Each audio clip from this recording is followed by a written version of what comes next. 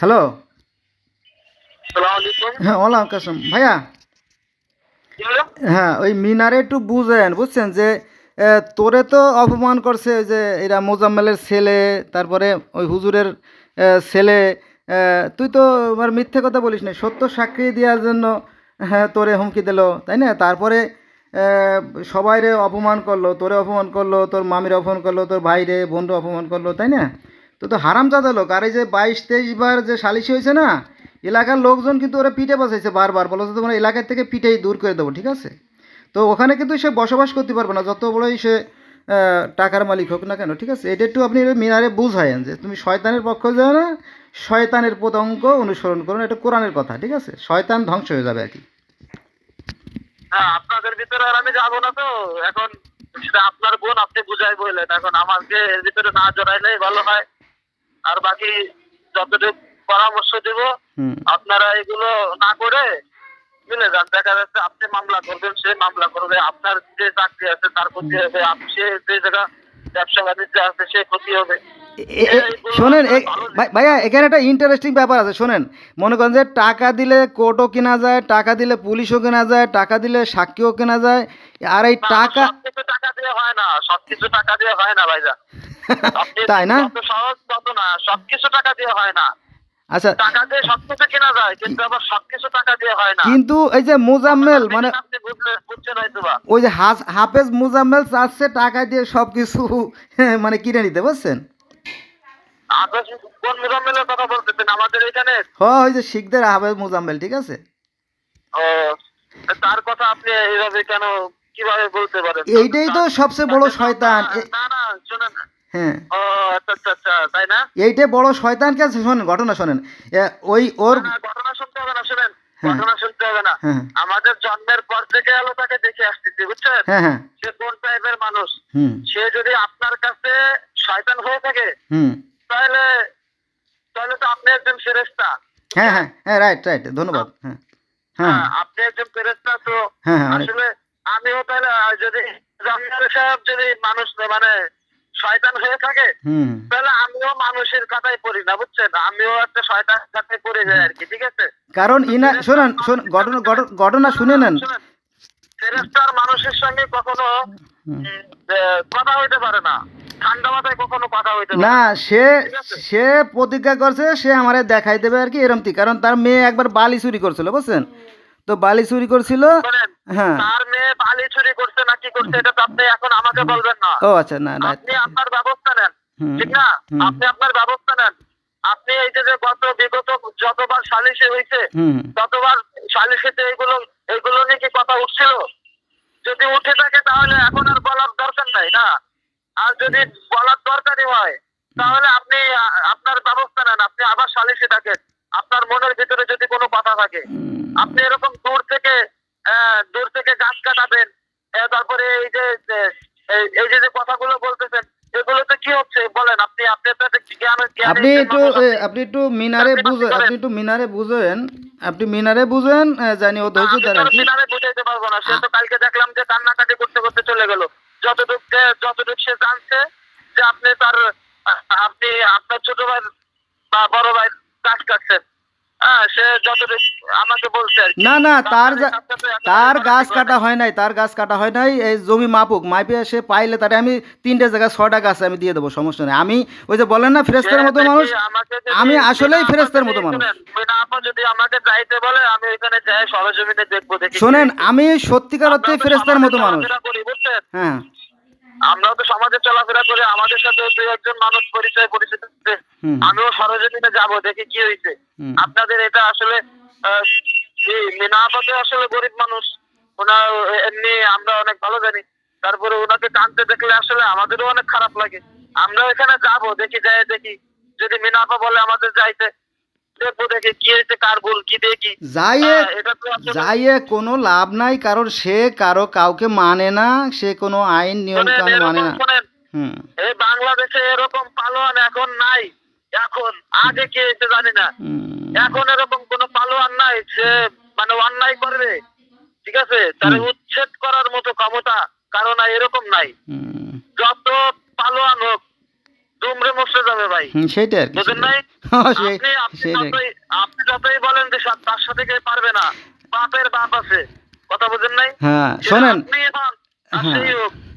আল্লাহ আল্লাহ আমার ধ্বংস চায় না, আল্লাহ আমারে রক্ষা করছে, আর সে মানে ওই যে ওরা চায় আমারে ধ্বংস করতে, ঠিক আছে, এই জন্য আল্লাহ সবাই, হুম, আল্লাহ শুধু আপনার একা না, আল্লাহ সবার। না আল্লাহ রিজিকে যার যেখানে যেভাবে রাখছে সেভাবে হবে, হুম, ঠিক না? হুম। তো এখন মনে করেন আপনি ভালো আছেন, আল্লাহ আপনার ভালো লাগছে, আলহামদুলিল্লাহ, শুকরিয়া।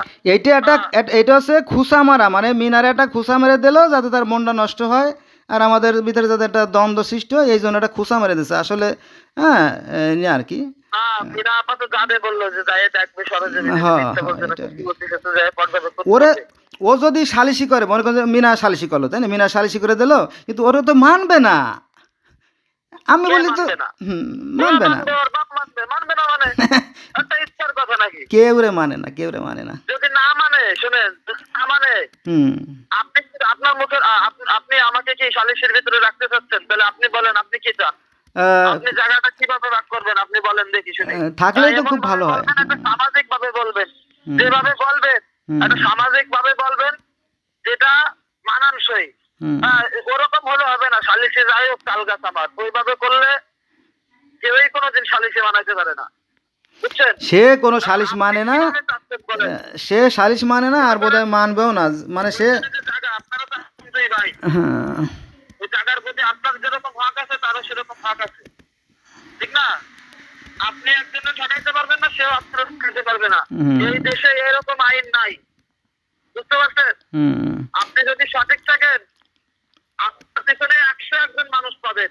আপনি যদি সঠিক থাকেন, আপনি যদি সঠিক না থাকেন, আপনি একজনও আপনার পাশে পাবেন না, ঠিক আছে? হুম। আপনি বলেন এই জায়গাটা কিভাবে ভাগ হইলে আপনার মনস্থ হয়, আর কোনো দায় ঝামেলা হবে না, কিভাবে হবে বলেন? জমি তো বহুবার ভাগ হয়েছে, হয়ে গেছে, আমি তো আপনি বলেন যে ভাগ হয়ে গেছে, সেটা আপনার হবে না। আমারে শোনেন, আমারে আপনি বলেন কিভাবে চান? আমারে লাস্টে কানা খন্দ ওই যে মানে যে ডুবা জায়গা জায়গা দিয়েছে সেগুলো দিয়েছে, আমি তো কোনো ঝামেলা করিনি, ঠিক আছে, যে জায়গা দেয় দিল। তাহলে তো এটা যদি মাইনে নিয়ে থাকেন তাহলে মাইনে নিতে, হুম। আর যদি মাইনে নিয়ে না থাকেন তাহলে এখন কি চাচ্ছেন সেটা বলেন। আমি প্রতিবারই মাইনে নেই, আমি প্রতিবারই মাইনে নেই, তো যেভাবে মন চায় সেভাবে কর, ঠিক আছে, এই আর কি, আমি প্রতিবারই মাইনে যেভাবে নেই। তো যেভাবে করছে সেভাবেই করুক। এই কথা যখন বলতেছেন তখন তো আপনার ওই গাছটা কাটা প্রয়োজন না তার জায়গা থেকে। যতটুকু শুনছি আপনি প্রথমে 4 খন্ড ভাগ, প্রথম ভাগ নিছেন, পরে 2 ভাগ তারা নিছে, লাস্টের ভাগ আপনি নিছেন। লাস্টের ভাগ কেন নিছেন? প্রথম ভাগ আপনি নিছেন, এই কারণে আপনার ওই সুবিধাটা গ্রহণ করা না লাগবে। না, শোনেন, ওই যে যে জায়গাটা দিয়েছেন আমার নিচু জায়গা, এটার পুকুর, এটা সবার ইসমাইলে মানে, হ্যাঁ, আবার শুনেন, ওইটা পুকুর 20,000 টাকাও লাগে না ওই জায়গাটা ভরাট করতে, বুঝছেন? হুম, যত বড় পুকুরই হোক 20-30 হাজার টাকা হইলে ওটা কোনো সমস্যাই না।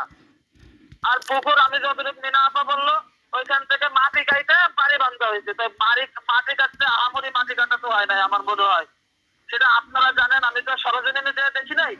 যাই হোক, এখন যদি আপনার মনে কোনো কথা থাকে, হ্যাঁ, ঠিক আছে, হ্যাঁ। যে তাহলে আমি মিনা আপাকে নিয়ে যে তাদের সঙ্গে কথা বলবো। আপনার মনে যদি কোনো আরে কথা থাকে, ভাই, এটা বিরাট ইতিহাস। বলেন। আমি যেখানে, আমি শোনেন, আমি খালি কথা বললেন না, গড় শোনেন, আমি যেখানে গড় উড়েছি এই জায়গা ছিল একটা কুয়া, এই জায়গাও আমি ভরাট করছি, তারপরে ওই যে ওই হুজুরের যে উঠান বারান্দা এইসব জায়গাও মাটি কাটছি, টিউবওয়েল দিছি, হ্যাঁ, এ সব টাকা মারছে, তারপরে আমার কাছে টাকা নিয়েছিল গড় তোলার লাগে, সে টাকার আজও দেয় নাই, তারপরে এই জমিটা প্রথম যে মিউটেশন করা হয়েছে, আমার শ্বশুর মিউটেশন করে দিয়েছিল, সেই টাকাটা সালিসির সামনে সে কথা বলছিলাম যে এই টাকাটা দিয়ে দিতে, সে টাকাটাও দেয় নাই, বুঝছেন, এই চরম ধোঁকাবাজ, এর সাথে আপনি পারবেন না ভাই, মানে ভয়ঙ্কর, ইবলিশ শয়তানকে হার মানায়।